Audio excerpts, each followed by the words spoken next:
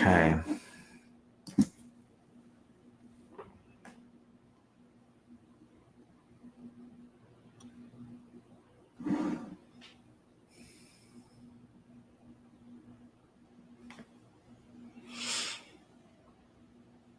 Okay, good morning. Today's discussion is going to revolve around the latest song that has been trending all over social media and pretty much all over mainstream media and all over the world. It's called Man North of Richmond, or Richmond North of Richmond. Yeah. And so I'm actually going to ask JP a few questions, and I want to get his insight and his input into his position on the popularity of the song itself, and then more importantly, the responses and the reactions that have been taking place over the last few days, specifically towards one or two lyrics in the song. So first of all, thank you for joining me today, JP. Thank you, Julie. It's my pleasure for being here. Have you heard the song? Yeah, you played it for me the other day, and you're saying it just was massively trending. And, I listened to it and watched the video of him playing. And yeah, he has a very good voice. Aesthetically, there's nothing new here. This falls into kind of a style or a type of roots music, the sort of working class anthem. It's in the line of like, Johnny Paycheck, take this job and shove it. Or he mentioned that Hank Williams Jr. Is one of his influences, and so that kind of mouthy, working class kind of barroom kind of music, right? Country style. He's playing a resonator guitar. That's pretty cool. But, other than that, there's nothing new here. He sings well, and the lyrics are, kind of, I don't know. I wouldn't say they're reactionary, but they're kind of reactionary, and they're, from a more conservative, working class sort of point of view, more rural audience. And, all that's fine, whatever. That's an audience. That's his opinion. I wanted to mention one more thing about it, though. I forget what it was that I wanted to say about that. Maybe I'll come back. It'll come back to me. But anyway, so. Is he the new Woody Guthrie? No. Okay. No, Woody Guthrie wasn't Woody Guthrie. I mean, let's put it this way. I mean, in some ways, I guess he could be considered that, because Woody Guthrie was middle class. Woody Guthrie was not who you think he was. All these people are accusing this kid of being controlled opposition. And I think in some ways, Woody Guthrie was controlled opposition. Woody Guthrie took the stance of a socialist, but, again, he came from the middle class. So, I mean, there's, and his ultimately, he was addressing a liberal audience. Do you think that Oliver Anthony is a made individual? Do you think that he's been thrown out into the public on purpose by the establishment in order to either distract us or, rehone our emotions or interests in something? No, I don't. I feel like he is just some dude. I mean, he's pretty much, we were talking about this earlier, like he's pretty much indie music. He comes on and he says, well, I don't have any shows set up for, and I'll get to that. But just to let you know, I'll be playing at a farmer's market in North Carolina somewhere. And it's like, if you want to come out and see me, that's great. If you live too far away, don't worry about it. I'll be doing shows. So There was nothing, and I want to get into this aspect of it.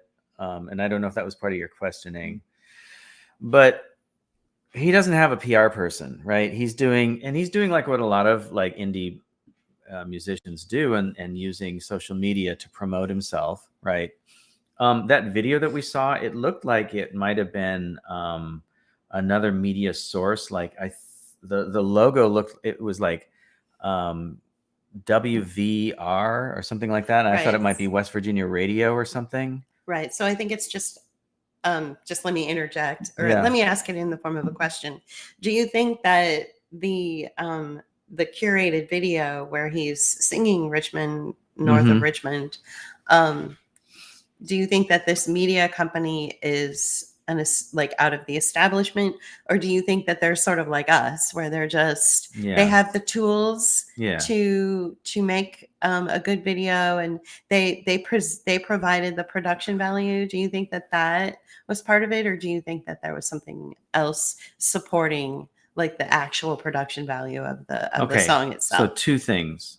One is I think that it's pretty much roots. If it is a production company or some sort of media outlet, it is a more rural, less established, like community-based thing. Yeah. I mean, we were just talking to a local friend how 7-year-olds know how to make videos now. Right. So it's not hard to create valuable content with high production values. Yeah. With the phone. And right, exactly. And there wasn't, it wasn't like 2-camera type production, although there was a shot of one of the dogs at one point. And, I don't think it was all that sophisticated. So it wasn't really, Now, on the other hand, like, we were talking about Robert Malone the other day, and I was saying, right from the beginning, we were hinky about this guy. And I remember thinking back on like, there was an interview with him, and I don't know who the interviewer was. But he was like, making reference to the fact that he was like in between other interviews, like he'd been interviewing all day, and that he had to leave in, a few minutes to go to the next one. And that his wife was telling him his schedule in the background, blah, blah, blah. And I'm looking at it, the production values of it. And it looked to me like it was a self-consciously produced video to make it look like he was in his house making these interview videos, with these alt media types. And so it looked like it was trying to be homemade. Right. But it didn't ring true to me because, I make videos that are homemade, right? We have our studio is basically in our house, and, we put up a curtain and we try to make it as pro as possible. But it's not as possible as, it's, like we can't make our place look like a real studio. His place looked like it was a studio trying to be a home studio. I don't know what it was about it. I'd have to go back and look at the thing, but it just didn't feel right to me. And that's all I can really say. This didn't really feel like that. So this music this kid made, the song, it was just him performing, and it could have been anywhere, and it just didn't feel like it was that self-conscious. Like it just felt like he was performing in front of a video camera. Do you think that it's ironic that this song took off like wildfire, pardon the pun, within 24 hours of Robert Malone, a man who lives north of Richmond, being, sort of put out there for everybody as like evil incarnate because of what Karen Kingston said? Or do you think that's just a coincidence? That's sort of a coincidence. I think it's just, I often say there are no coincidences. I think it's just a happenstance. Yeah. How about it's that? Just a lucky accident. He's northwest of Richmond. Oh, okay. So, so Karen Kingston comes out one day and says, Robert Malone, call off your dogs. Leave me alone, you bad, bad man.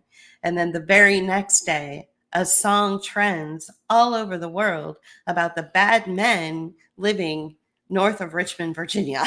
So he's referring to Washington, D.C. Right. He's referring to the Beltway and all that. I think that his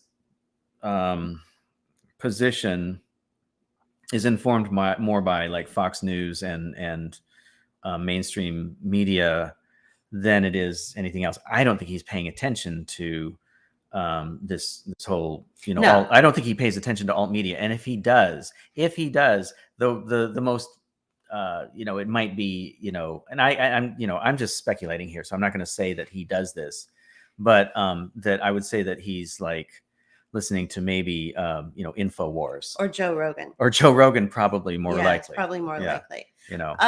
So let's talk about his worldview, his background, his education, and your opinion about the responses to the lyric that seems to get the liberals really offended. So, is he in your opinion, do you think that Oliver Anthony is a well-educated individual with, who's consciously aware of things like class war and the poverty making industrial complex, as I like to call it? No, I think that he is uh, personally, I think that he's probably just some middle class guy. He's probably he lives in a more rural part of the world. He's in Virginia, I think. Well, the song is about Virginia. I think he lives in North Carolina. Does he live in North Carolina or Yeah. Kentucky? No, that you're No. mixing him up With Titus. Yeah, Okay. yeah. Yeah. So, Yeah, we get all these like trending things right now. The rural, the rural America. the rural American young bearded man seems to be the Yeah, trending. it's the trope right now. Yeah. Yeah. And so I don't think he lives in suburban America. I think he lives in a Pretty rural area. Yeah. I don't think he's not stupid. He's not like uninformed. I don't think he went to college. If he did, it doesn't matter, whatever. But I don't think he's like ignorant. But his worldview is that of where he lives, and the rural part of any country in the world. Okay, so he is in Virginia. He lives in Farmville, Virginia. Okay, all right. Yeah. So the traditionally, traditional people, or people who are rural or live on farms or whatever, work with their hands, they tend to skew more towards a conservative worldview. Right. Period. So let's go back to the public relations around him. Let's go back to the. Well, let me answer your other question first.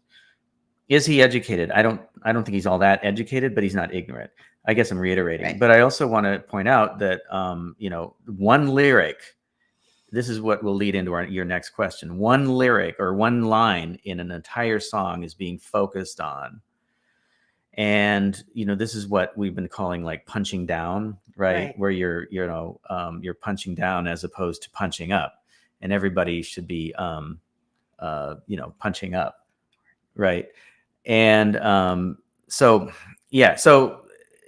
I don't think that this is him being ignorant. I think that, or maybe it is, I don't know, but it's just it's a worldview. I don't and we'll get into the idea of around freedom of speech in a bit. But so what do you think about all of the coming back to this idea that he may be lifted up or he may be made, but at the same time all of the institutions and all of the platforms and all of the news media is attacking him? So since when does somebody who is allegedly made by the establishment also attacked so relentlessly by the media? Right. I mean, this person has been attacked ruthlessly for that one lyric. So one of the things I was talking about this morning with you is that the media agencies, because they don't know how to deal with this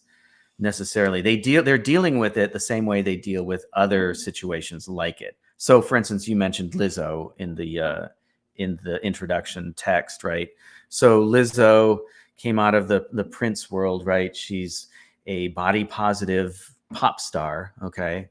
And she's not bad, actually. I kind of like her. When I was forced to listen to Top 40 radio, or what's now Top 10 radio, when I was driving my students to school in the school bus, because they insisted on it, she was one of the better acts out there.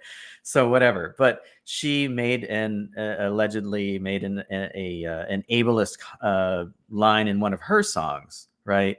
And so what she had to do was, she had to be trotted out for an apology. She had to change the lyric in the song. She had to do the whole, PR mea culpa Hmm. kind of bullshit, right? That they insist people do. Okay, right? This kid isn't part of that system. He doesn't have a PR agency. He's not on a label. He's not part of any sort of system. And yet the system is insisting on treating him like he is part of the system.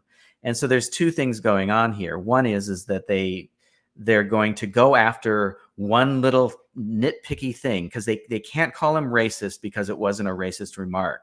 So they're going to go after him for making a remark about like a fat person on welfare. Okay, so there's two things going on here. One is they don't know what else to do about it, but they know they have to do something, right? Oh my God, we need to make a kerfuffle about something because this guy rose up out of nowhere, allegedly, rose up out of nowhere, but he's not part of the system. The system didn't make him. So what do we do with him? Well, we make an example of him. Well, how do we do that? Well, we criticize him for, the way we criticize everybody. We do it the way we do all things. So they don't know how to handle it, right? They just do it in the cookie cutter way that they do everything. Right. Right. So it sounds like what you're saying is that the establishment is turning around and criticizing somebody who's not from the establishment and basically saying he should know to do better. Right. How do you feel about people or the establishment that would look at somebody like this who doesn't come from the same kind of background and education that say you and I come from and is making these really controversial statements in this lyric, and then those people who come from education and come from privilege and come from an understanding that sometimes people have to be on some sort of social safety net in order to get by, and that we don't want to attack the people. What we want is to attack a very system that creates that dependency. Let me answer you. Yeah. So what is your opinion of people who say this person should know better? So let me get to that part of your question in a moment. Let me answer it this way first. He's being criticized more. Okay, they used the excuse of a lyric about a fat person buying chocolate donuts or whatever the fuck he said, right? I don't even know because I didn't even hear that the first time I listened to the song. What's going on is he is actually being eviscerated for attacking a system. He is attacking, or he's criticizing, I should say, welfare.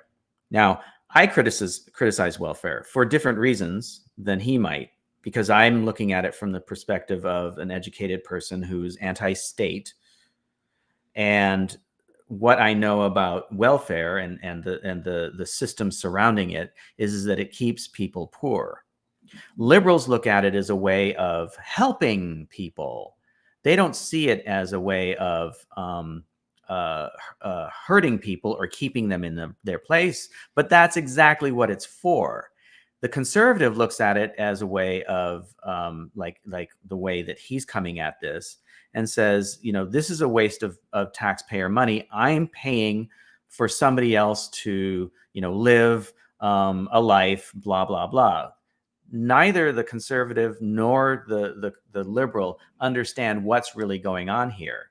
That is no life to live, and it is not helping anybody, right? So they're both incorrect in their assessment of how they look at this thing, and that's basically how he's looking at this thing. He's taking the conservative stance, and so naturally, all the media outlets, all the PR agencies, or all the the media outlets that come from a more liberal side are going to attack him because he's attacking something that they think is, or they're saying helps people, whereas the conservatives are lifting him up because he's attacking the very thing that they've been saying for decades. Okay, now the other part of your question about like, well, you should know better. Well, who's framing this whole thing? The people who are framing this whole criticism of him and this attack on him are the very people who are telling him how to think, right? This is somebody who is coming at this from an authentic point of view, and you're not allowed to have that anymore in a corporate environment. America is now a corporate environment. Let's just face it. everybody is expected to act like they're a corporate employee. Well, he didn't come at it that way. And he doesn't have the same education, as you pointed out, as a lot of these people who are in these more professional positions and these professional jobs. And so he's not going to have that kind of point of view. And so how is it that he can know, how is it that he should know better when he, first of all, doesn't have that point of view that you have, that that you're using to frame the whole situation?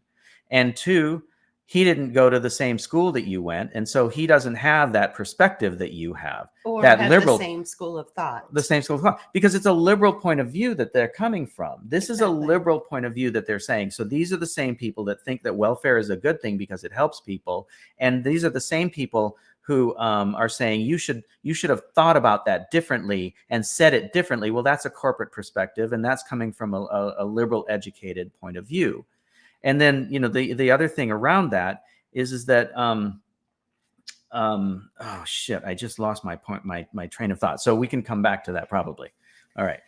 Do you think that if he does change the lyrics like Lizzo did, so Lizzo had to go out and change her lyrics and do this big mea culpa and all Right. this stuff and really humble herself because the establishment made her, so the establishment made her fix the problem. And who knows, maybe they even created the problem to begin with. Yeah. Right. Right. So Yeah, I know. Yeah. What if he does take the road that Lizzo took and he changes the lyric and suddenly it goes from being, my taxes have to pay for 300-pound men to, on welfare to eat fudge rounds or something like that, whatever that offensive lyric was. What if if he softens it or changes it a bit? Do you think that makes him do you think that weakens his position, or do you think that it makes him compromised, or do you think that means that he's just listened to the criticism from people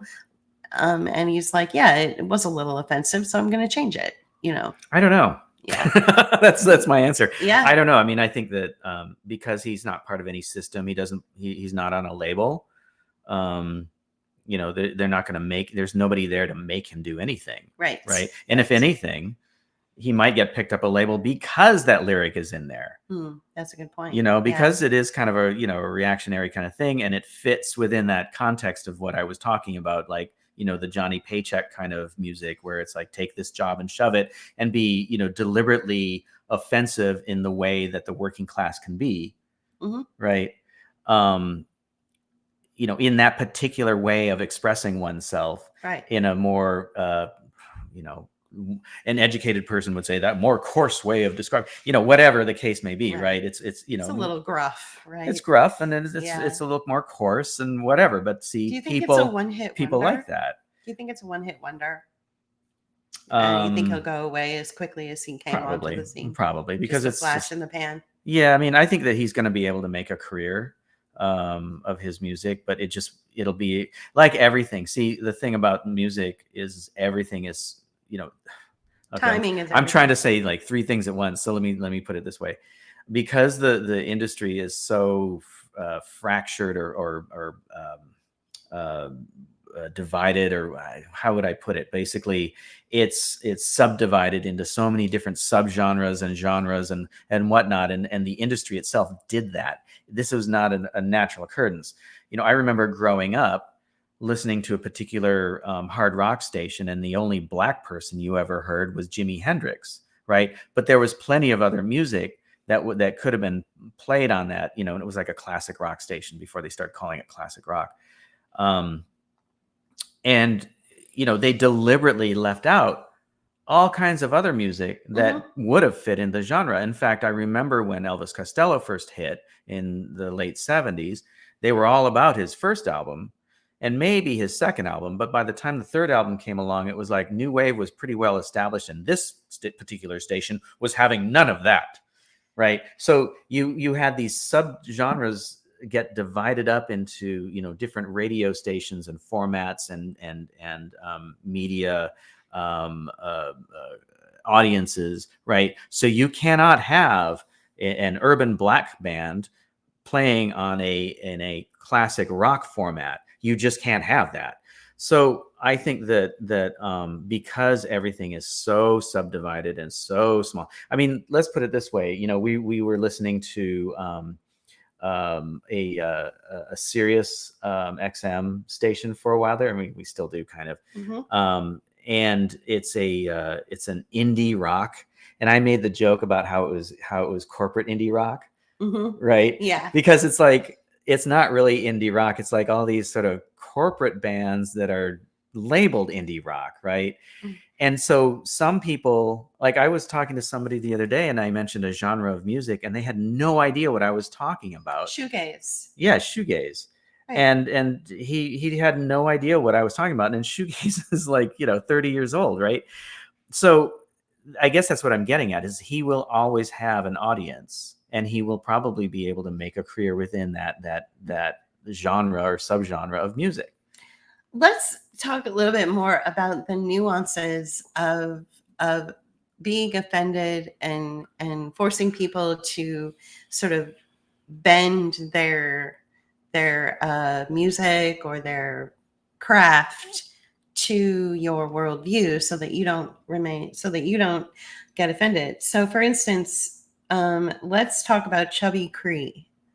Oh, right, the kid. Chubby Cree. Right.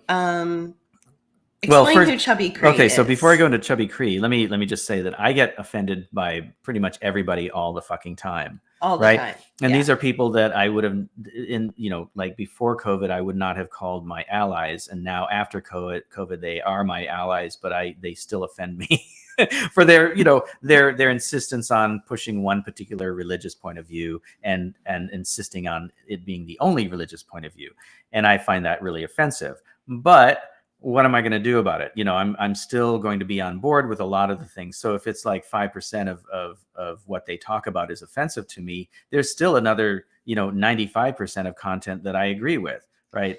So, yeah. Right. So this whole thing, and we're going to get into freedom of speech, but I'll just say it right here. Those of you out there who got offended by this kid's song and yet hold up a position of freedom of speech, you better check yourself and think about it again.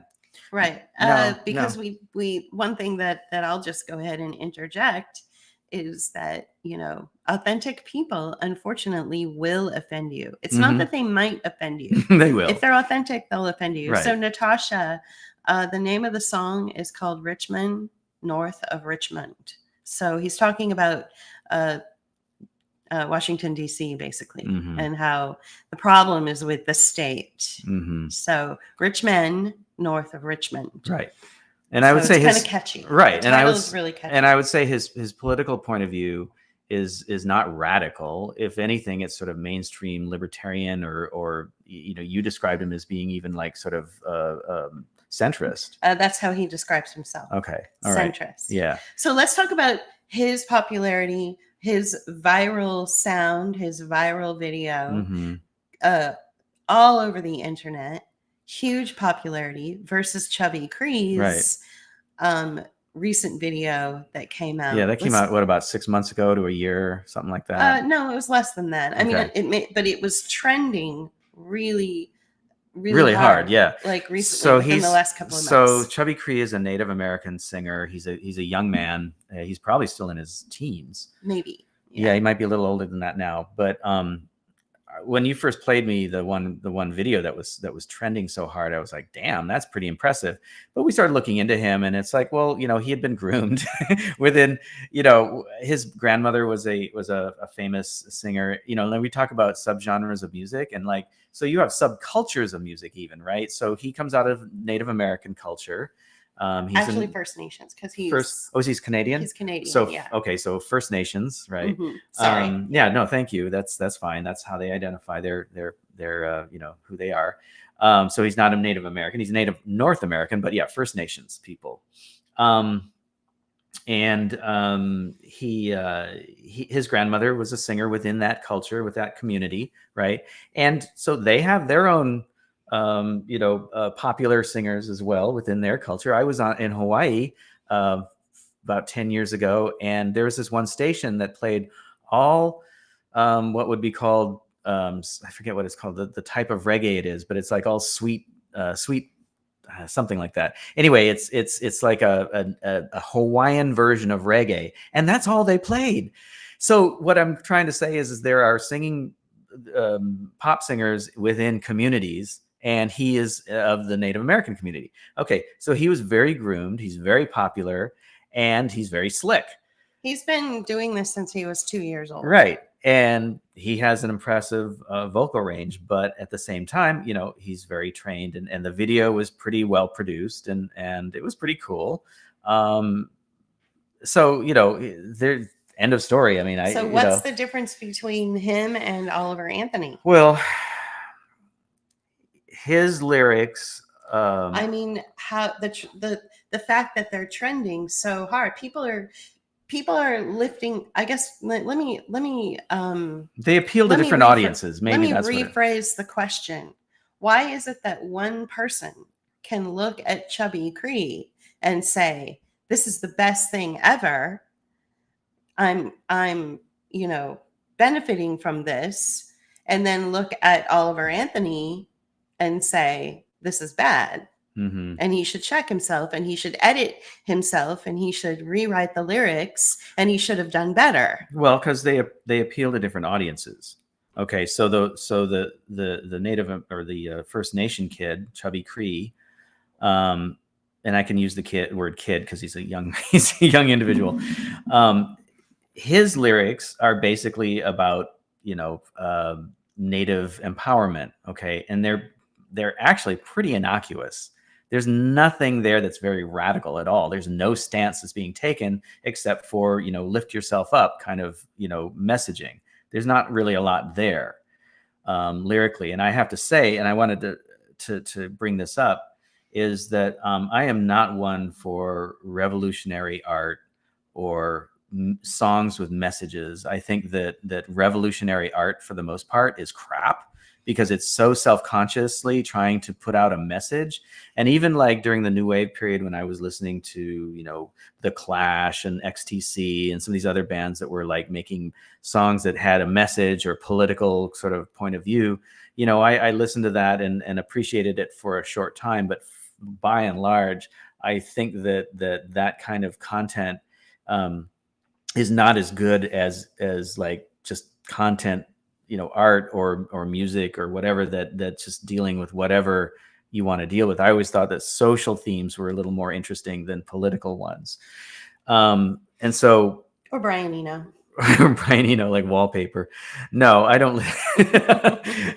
But no, I mean, it's like, I think that there's a lot more interesting art out there when it's more integrated into the artist's type of work, rather than trying to be self-consciously political, revolutionary, or whatever. That's why there's not that much great revolutionary art.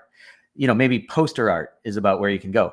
But getting back to the content of these two songs. So the reason that Chubby Cree appeals to his audience, which it would be like, his specific audience, which is the Native American or First Nation audience, then his secondary audience that lifted him up on the internet, which was basically liberals, right? Mm-hmm. Because it's all about, oh, well, it's empowerment, and it's like, and we like this, and there's nothing there to offend us because there's nothing there to offend you. It doesn't really say anything except for, I can't even remember his lyrics, but like, it's just like, it was empowerment, right? And a lot of it was just sound. Yeah, I mean, it was, and it could be of his language, mm-hmm. right? It could be of the Cree language, sure, too. So, I don't know, but there is a lot of chanting that's involved in a lot of Native American music, or Native music, and Native North American music, and that's cool, and I love that about his work, right? It is very much a part of taking traditional music or singing and bringing it into a modern context. That's cool. But there's lyrically, to an American or English speaking audience, there's not much there, right? On the other hand, what's his name? Oliver Anthony, the man with two first names. It's following a sort of tradition. It has one lyric, one line in the entire song that criticizes welfare. The end. I The mean, end. that's, Yeah. I guess what I'm getting at is that it, because of that one line, it appeals to the more conservative, and I've said this already, it appeals to the conservative who criticizes welfare from their perspective, and it offends the liberal who lifts up welfare because of their particular point of view, right? And so that's why it's offensive. I don't even think it's all that authentic myself, personally. The only authenticity to it is that he's a young dude with a beard playing a resonator guitar who wrote the song, and he's not part of any sort of recording industry system. Like Chubby Cree is. I think that he okay. So I think that there is probably it appears to be, to me, to be like, the native the native gambling casinos all over North America. There's also probably a recording industry that serves Sure. the Native American culture, right? So so he's probably part of that sort of system. Whereas this kid just Oliver Anthony just is using, the same sort of playbook that a lot of indie, rock people or independent people that kind of allegedly came out of nowhere did either. There was, I can't remember her name right now, but she kind of made a splash in the indie pop world for a little while there because she started playing ukulele songs on the ukulele. And she was from like Taiwan or somewhere in Southeast Asia, Asian Pacific. And I wish I could remember her name because she was kind of cool and she had a couple hits in the indie pop world. But she started out, when you could still make a splash using YouTube, right? So that comes up now and then, and then there was that kid that we used in our video when he was very young, but he's now older. He's in his 20s, and he's a very popular performer, and it's because of YouTube. He kind of allegedly came out of nowhere, right? So they don't have these kind of I don't remember it. Yeah, and I don't even remember like where she's from. Yeah, it doesn't matter. It's an example of somebody who kind of made it by way of using alternative media to become popular or famous. So I think let's talk a little bit about that genre, because you would be surprised how many people don't even know that there's a whole subgenre of music that we only listen to, which is sort of this indie pop. Most people in our generation, which I would consider us to be Generation X or the millennial generation, they kind of stop at like Radiohead. Like they know, like everybody knows Radiohead, and everybody, and it kind of Radiohead kind of goes across the board. But then, like for instance, we were in the car with a friend who's maybe millennial Generation X, and we were listening to a station that only plays corporate indie pop, and this person had no idea who this was, and who some of the bands were. Some of the bands were like LCD Sound System, which I've known for 20 years. It's like, and so I think that's another thing, in my opinion, and I want to know if you agree with me on this. Do you think that because he's relating more to that subgenre of pop or rock or country, roots rock, country, whatever, which is more of an independent mind, which most people know, say like Mellencamp, or they know Springsteen, and whereas we don't even pay attention to that, we would much prefer to listen to Damien Jurado or Father John Misty or Jimmy Dale Gilmore and so there's a whole subgenre of indie pop that was, and I know this is supposed to be a question and answer, but I'm going to go off on a little bit here and talk about how this indie pop music, or this independent minded music, this independent rock music, has been treated with contempt by the mainstream for so long. And so I think what's happening is, whether it's consciously done or not, many people who aren't aware of this whole subgenre of music and how it's taken over, smaller festivals like the Pitchfork Music Festival that I've gone to for 10 years or longer, since 2005. Like, nobody even knows about it. Right. And it hits, this type of music that a lot of people treat with contempt. And so he's also getting that as well. This is why Rolling Stone attacked him, and this is why Billboard attacked him.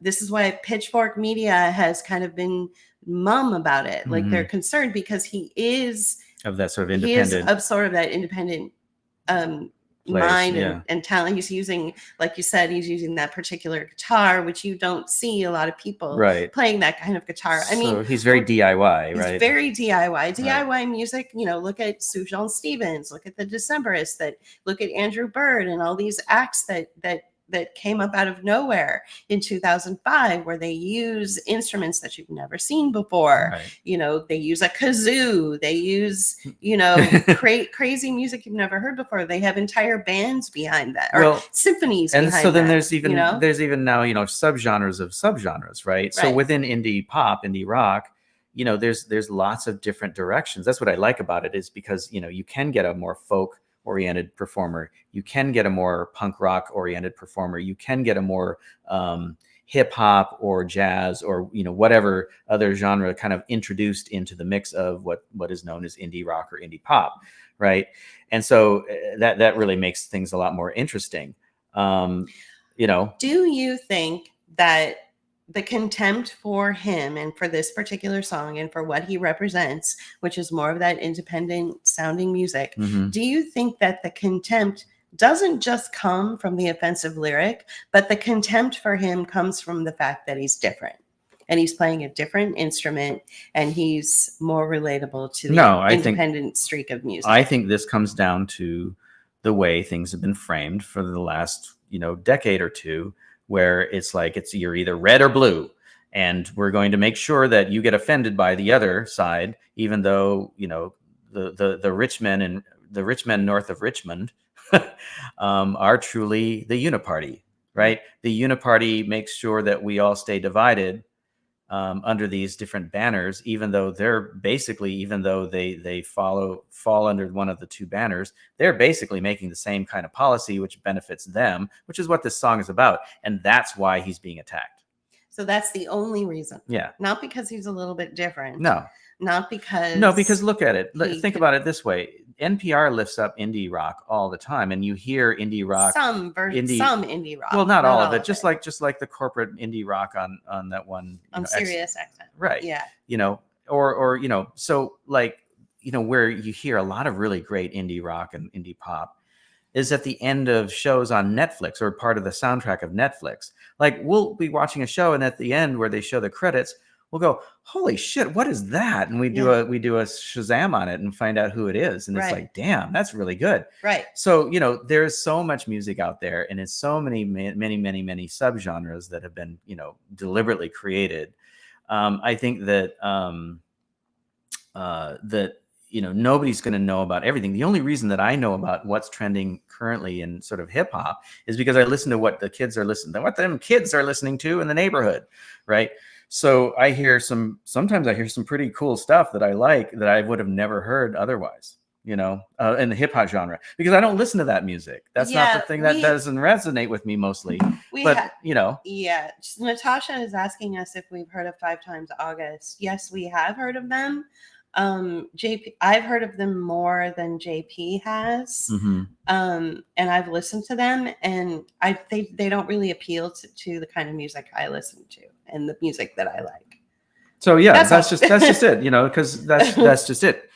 You can have a pop band that some of their songs are okay, that will appeal to you, and some don't. And there's even genres in indie rock that I just can't stand, right? And that's fine. 5 Times August, and they're not that and they're very well known. They're not that they're independent, I guess, but they're not like they're not like anthem rock, but they're very popular. And whatever. That's fine. They don't appeal to me aesthetically. Yeah. But that's you. See, and again, that comes down to like what you're talking about. Like, you can be offended by something. And there's some, here's the other thing too. It's like, there is so much offensive content out there in the hip hop world. Why aren't we hearing about that? Why aren't they attacking some of these people for being some of these, you do the more popular ones that are in the system, like we were talking about, do get attacked for whatever they say. But for the most part, there's a lot of music out there that is popular that doesn't get criticized for what it says. And some of that stuff I find kind of like, wow, did you really just say that? Yeah.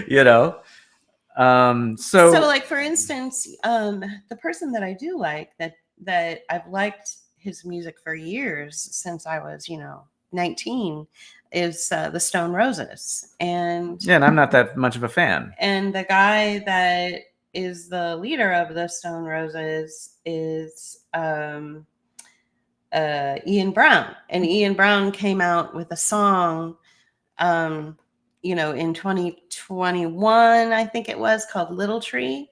So I liked it, and I liked that song. And it was that. And even though he came from mainstream, very mainstream, Stone Roses, reached its popularity right around the same time that Radiohead did. Mm-hmm. Right? Radiohead, though, just like took the world by storm, whereas Stone Roses, maybe they were a little bit more underground, right? Mm-hmm. So, the fact that he came from this really, really mainstream place and broke away from it and became this. Well, and then he got criticized for being anti-COVID. And all that. And then to top it all off, Ian Brown is one of the most offensive creatures in the music industry. He's incredibly narcissistic, incredibly arrogant, but I still like his music. Well, and then there's Morrissey, right? Oh God, right? Who's just a one of the most dysfunctional people that ever lived, but I still like his music. Right. And there's this one, I haven't been listening to him lately, but there's a streaming radio out there that we used to listen to more often. And he will deliberately play a Smith song and followed up with, Morrissey is a racist asshole. Right. Just so he can say that. Just so that he can say But he likes their music. So right. He plays it. And I never got like, why do you do that if you feel that way? If you don't like that artist, why do you continue playing the music? Is it so you can, criticize him and say that? So that's the same kind of point of view, I guess, that I'm getting at, that people are attacking this kid, Oliver Anthony, over, because of like a particular stance that he takes, right? And Morrissey, whatever. I mean, he's a mess. So going back to this idea that he could be, made, I don't think that. Yeah, I mean, okay. Oliver Anthony could be made. He could be.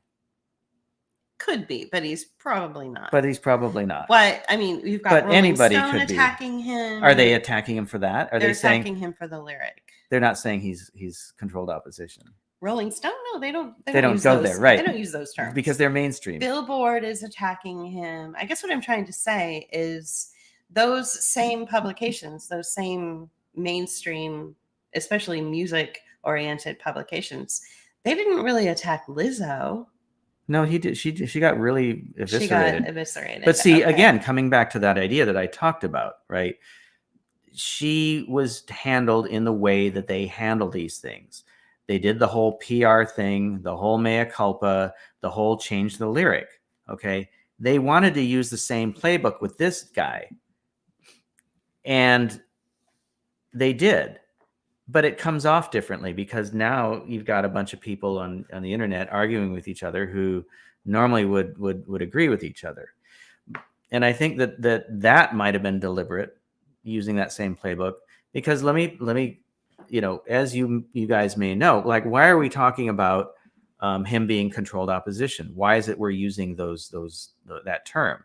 Well, it's because the people who came out anti-COVID, who were mostly conservative, but not all, because there were a lot of liberal folks. There were a lot of people like me who come from the radical point of view, anarchist point of view, that were against this too.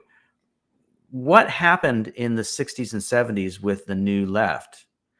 And I'm talking about the radicals, so the anarchists, and the Marxists, and the socialists, and all the people that were on the extreme left, or even the left.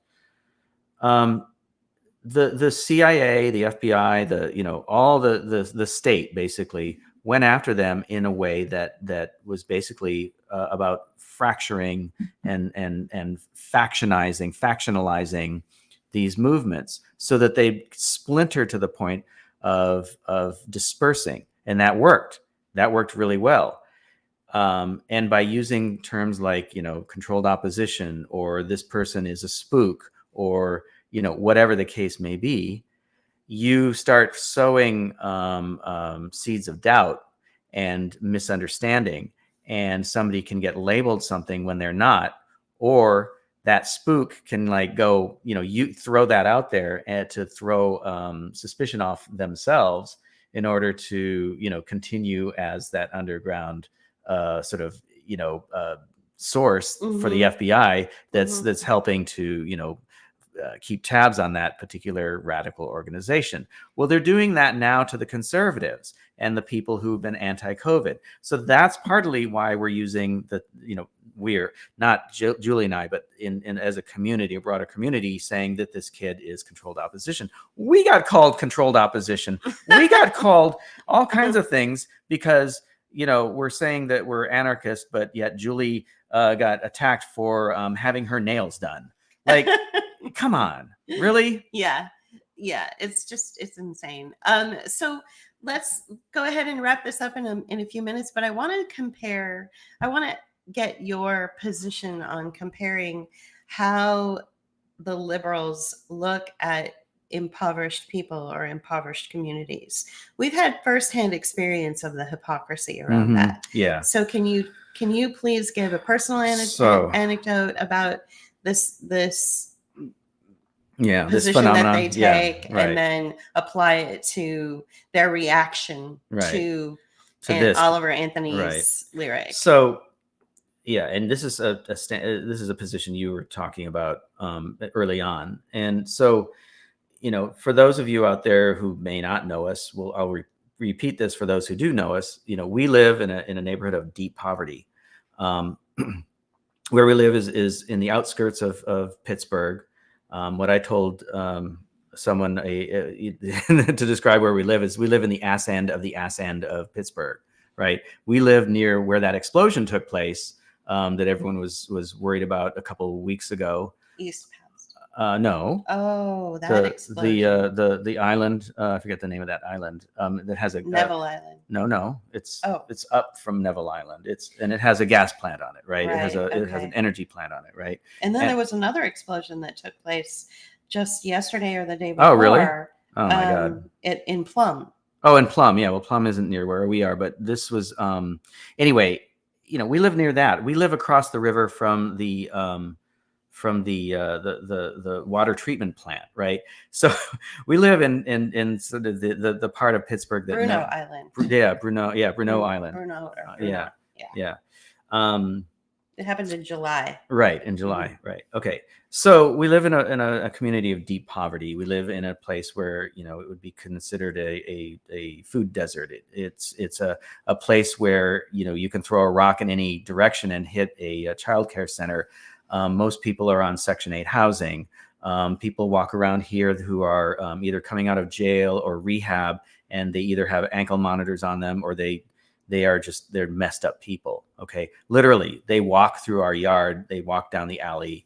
It's not a pleasant place to be. We live here because we had to live here for a short time. We're finding our way out of it. I had to take a job as a school bus driver in this same community, not because of choice, but also, we just weren't snobbish enough to feel like, we're artists. We can deal with that. I lived in San Francisco for 30 years. Do you think San Francisco was the shining city on the hill the entire time I lived there? Hell no. The neighborhood that became like super popular and bougie was like a scary place when I first got there in the 80s. Most of San Francisco was that way. So I'm used to living in this kind of community. So it's nothing to me. But we had two incidents where we wanted to go on our vacation. We saved our monies and we wanted to go to the beach. And we found some people to house sit and through a couch surfing kind of community website. House. What was it? I forget. Yeah, I forget what it was called. and we needed somebody to watch our cat. Okay. So these guys came in. They were from Seattle. Well, excuse me, West Seattle. So they were from the suburbs of Seattle. They were both liberal gay men. Didn't matter if they're gay or not, but they were liberal gay men who had some, money, and they were basically couch surfing for a living. They basically retired from their jobs and decided to see the country by, watching people's houses and pets. Well, they came here and they treated our house with the contempt I've never seen. And I hadn't actually seen our neighborhood the way that they, well, basically they changed the way I saw this neighborhood. I started seeing this neighborhood through their eyes after they left. They were completely contemptuous of us, of our house, of the neighborhood. Their review was what would you call it? Kind of like it was very backhanded. It was very backhanded and very dismissive. Dismissive. Thank you. Yeah, it wasn't. It's not like they were very careful not to be racist, of course. Right, because it was very classist. Right, it was dripping with condescension towards the poor. Right. Then we had another incident where, again, we wanted somebody to come in and watch our cat while we were going to do something. Just for a couple of days. Just right? For a couple of days. And this woman told us that she was interested in, finding communities that, that were in need of and ready for sort of upgrade, right? And she got here. She couldn't get out of here. She couldn't get out of here fast enough. No, it's not the house; it's the neighborhood. Yeah. And so, what we have found is she was liberal too. Yeah, and also from the West Coast, we found that West Coast liberals are more racist than people in the South. Mm-hmm. We found that they are definitely, like most of America, anti-poor, and they don't like to be around poor people. They don't like to see poor people. They get shocked by poor people, and they certainly get shocked by people who have been damaged by the state and by the system.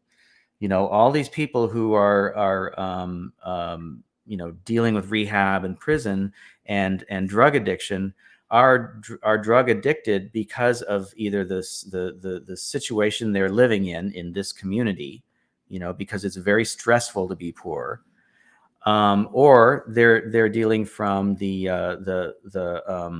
opioid crisis that the liberal media like to use as a label, because of overprescribed opioids that they're now dealing with through their addictions, right? And so they're very poor. It's grinding poverty. So why are we talking about the liberal viewpoint of poverty and how contemptuous they are of poor people, and they don't want to be reminded of it? Why are we talking about this in relation to the reaction on social media to Oliver Anthony's lyric? Well, how does that tie in? There's two things going on there. There's projection, and then there's shaming of somebody. So Oliver Anthony is poor shaming, and so are the people who are criticizing him. Right. I think. Yes. Right. Yes. But see, they're coming at it from. They're using a trope that like you're still allowed to get away with when you're prejudiced or when you make fun of people. And he's basically the slack-jawed yokel in the minds of most people criticizing him, right? You can still do that on The Simpsons. You can't have a Pooh on The Simpsons anymore, but you can have Cletus, right? Right. So you can't have Apu who represented, a cliche, which was kind of offensive, the Indian working the 7-Eleven. Right. But Apu also happened to be the most enlightened. Well, one of them. At times, because they make fun of everybody, right? Everybody gets the stink taken out of him. He brought so much enlightenment to the role, right? Yeah. So they still couldn't treat him with however much respect because he was still a stereotype. The only stereotype you can really have are old people and poor people. So what do you think about individuals who live? Because just about everybody I could see on social media who's criticizing Oliver Anthony from his lyric, they're not other poor people. Right. And they're also not the super wealthy. The super wealthy aren't even, really Well, the addressing it. super wealthy are driving this divide. Right. It's the people who live in bougie neighborhoods, who live in bougie zip codes, who have privilege. There's actually somebody who, just as a side note, there's somebody who was, I put up some, a post of us at the pool yesterday, and they were shocked that we were still in Pittsburgh. What, you haven't left and moved to your new house yet? It's like, no, we haven't. We literally have to work like a dog, especially JP, save our money, and then take what little money that we can save and apply it towards the upgrades so that the house is move-in ready. We are not made of money, and people are shocked that we closed on a house in March and 6 months later we're not there yet. Mm-hmm. And it's because we are, saving well, and then the money we earn. We got criticized for moving. We got criticized And for, then we for, got- for the place we're moving So to. not only did we get criticized from someone who is allegedly on, the right side of history and appreciates our dialogue and our work, we got criticized in a way. Like, she was shocked. She must be made of money that she could just, Well, whatever. I can't It's speak to people's motivations. I know, but it just was so offensive to me. Okay. And so this is what I'm trying to say, is that the liberal class, do you believe that the liberal class, whether they are on the right side of history or not, don't have any self-awareness, that they will randomly criticize people, not take into account that these individuals maybe don't have money, that they can't just up and leave whenever they want, or that they're going to write an offensive lyric because that is all they know. Mm-hmm. And it's up to the liberal class, who is enlightened, to inform them.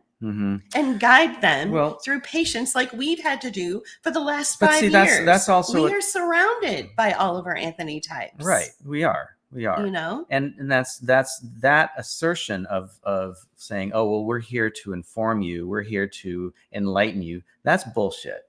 Mm-hmm. Right. Oh, he should know better. Well, no, that's your opinion that he should know better. He shouldn't know any better. I mean, yeah, well, I find that offensive too. I find both stances offensive. Yeah. I find that, it's like, let's put it this way. He has never been educated to think of it that way because it's supposed to be that way. We're all supposed to look down on the poor.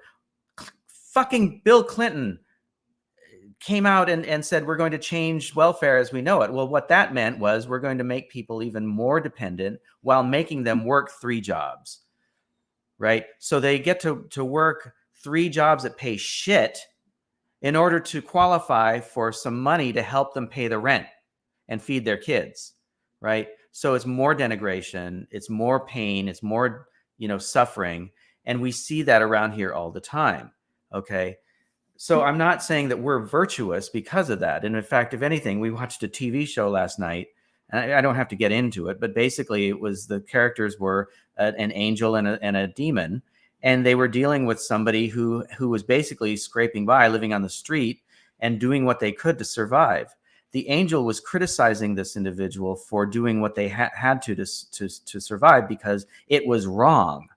Right. Okay. The angel took a moral offense to it. Exactly. And he actually literally said, he used the term, there's virtue in poverty. There is not virtue in poverty.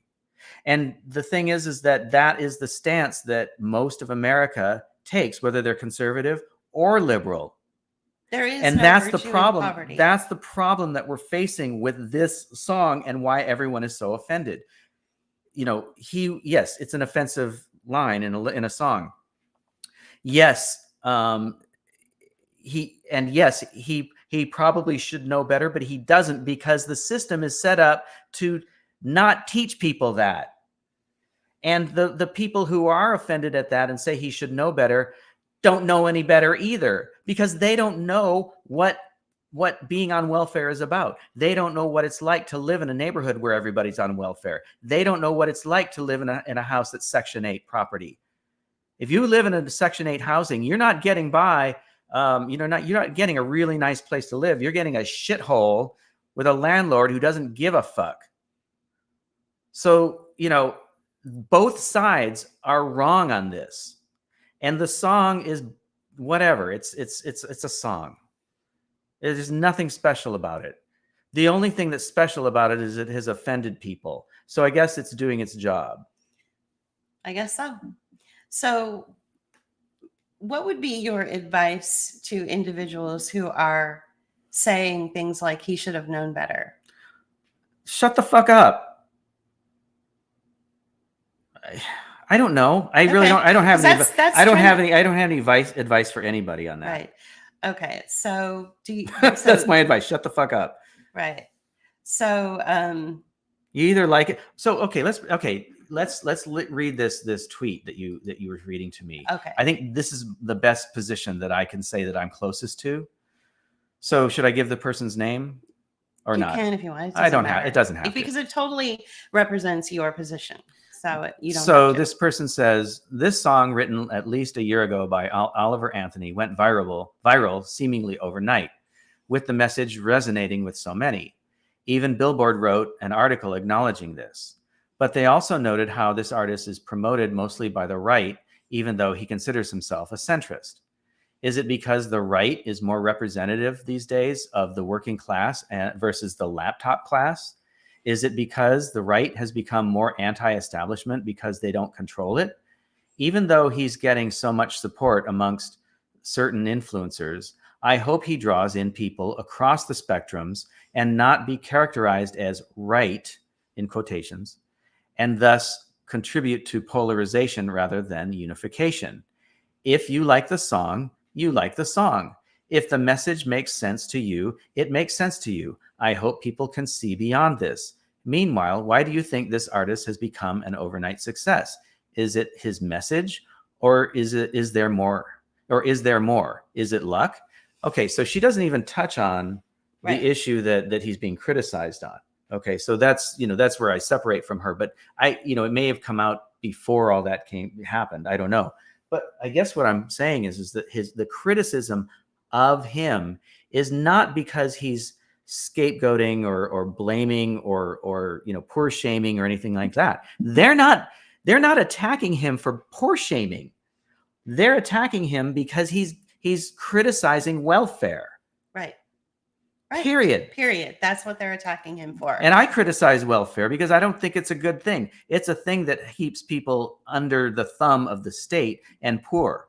It keeps them in a state of misery rather than in a miseration, rather than being able to improve their lives. And are people who are forced onto these welfare programs like EBT or the social safety nets that you get with food support systems like food stamps or EBT and all that, are they helping people? Well, no. So here's the other thing, and I mentioned this in my video. Which one was it? It was one of the last ones I made. The reason. EBT doesn't go very far, and healthy food is expensive. Junk food is not.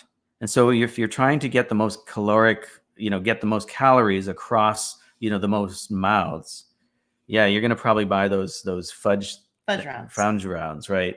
Or you're just you're not educated in how, you need to treat your body, right? Because the whole system of welfare, of, state assistance is to keep you in a place where you know nothing and are stupid and well, that's redundant, but know nothing, have no means of lifting yourself up. And so you're going to eat unhealthy food. You're going to only buy what you can with your EBT.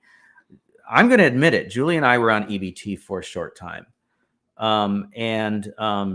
We didn't get very much money. We got okay, so here's the other thing about EBT. It only gives you so much, and it's based on your income. We weren't really making that much money, but we also didn't have kids, and we didn't have to pay rent. So we got $15 a month. Woohoo! Let's go spend the EBT money, Julie. Right? Right. So I guess the whole point of what I'm trying to say is the people who are criticizing this guy for criticizing welfare don't know shit. The people who are supporting this guy because he's attacking welfare don't know shit. That's true. Yeah. So this is why it just feels so strange and controversial. It also feels like this song, or let me ask you, do you feel like this song was put out as a way to splinter people No. who had come together over, say, a COVID narrative, had come together and agreed on so many things, but then you start bringing up class issues, and a liberal will never be able to camouflage his true stripes, in my opinion. Right. I agree. Liberals will always show you their true stripes, even if they're critical of the military and health industrial complex, which are now one and the same. They will always show their true stripes when somebody who is of a different class, a lower class than them, comes out and says something controversial or offensive. Right. Do you agree? Yeah, I agree. Okay. And we're saying something controversial and offensive right now. We're probably offending half our audience right now. And that's whatever. They offended me. Well, I get So- offended by everybody all the time, like I said. And so constantly. And so, Constantly. that's life, guys. That's life. And that's the problem with social media, is it has turned us all into these little weenies who can't take any sort of content that offends them and not overreact. Okay. This is what social media has done to us. Okay. Being offended is part of, life. I remember reading in an anarchist newspaper before COVID. And it said something like, in a community, if you're in a community and there's not somebody in that community who doesn't hate your guts, then you're not a community. Right. That's okay. True. Yeah. And so I'm just saying, Right. right. And I think that basically, I don't think this song was used to splinter people. It was an excuse. The song existed. The song was put out there. Then they took it and used it as an excuse to splinter people. Got it. Okay. Okay. So they took advantage of a piece of content in order to do exactly what you just said. Right. So again, using that same playbook, that same sort of corporate PR playbook, they used it both in a stupid way and in a masterful way. Right. They expected him to do the mea culpa. Right. But he's not going to do that because he's not part of. So them not understanding that is making them frustrated, and it makes it even worse. The blowback on that side is even worse. And so the liberals are going to go, "Oh my God, he's criticizing, fat people." Well, no, he's not criticizing fat people. He's criticizing welfare. Right. And it's just he happened to use fat people. Yeah. In the language, but the real crux of that statement is that he's criticizing welfare. Mm-hmm. Do you feel that the former liberal friend that insisted we stay in this community of deep poverty where we were recently invaded, actually, our home was invaded by a drug-addled kid who right. didn't know what the fuck he was doing. He wasn't burglarizing us. He wasn't attacking us. He just was like off his ass in some drug trip that was not good. Which doesn't happen in San Francisco. No. Do you feel that this individual who said you should just stay where you are because moving to that small southern city that you are moving to means you're bad people, do you feel that that same kind of criticism that was lobbied against us comes from the same place as the people who are criticizing that lyric? Yeah, I think so. Okay. Ultimately, yeah. Because there's no sense of reflection. Right. It's all projection, right? And it's not reflection. And this person was criticizing a town near where we're moving to, not the town itself, and saying that it was founded up by racists and this, that, and the other thing. Probably, yeah, this, that, and the other, slavery money. Of course it was. Of course it was. But he lives in San Francisco, which for the last 150 years has been a seat of empire, period. Right. California was stolen by the Spanish from the Native Americans. Then it was stolen from the Spanish and Mexican government by, some criminals who were American. And then it was turned into a state, and it was it was always this, place of launching empire. It was the place where the war in the Philippines was launched. There is a fucking monument in the middle of Union Square that is a monument to glorifying the war in the Philippines. And the woman who is depicted on the top, she was a model at the time, but she represents, I don't know, liberty, or I don't know what the fuck she represents, of this monument that glorifies the war in the Philippines. Was none other than Anna Spreckles, who at the time, she was not Anna Spreckles, but she married into money. Spreckles was the family that had lots of sugar money. Okay, so San Sugar Francisco, plantation, right? So sugar, so yeah, and the sugar came from Hawaii, right?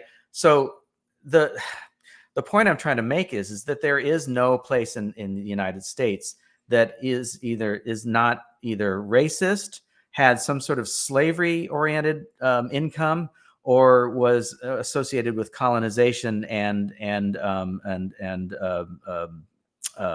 the killing of native peoples. I was trying to think of the word. Right. So he had a lot of room to talk. He had a lot of room to talk. And let me just make one more point about San Francisco is that, and I just totally blanked on that, but it was basically, here's the last point.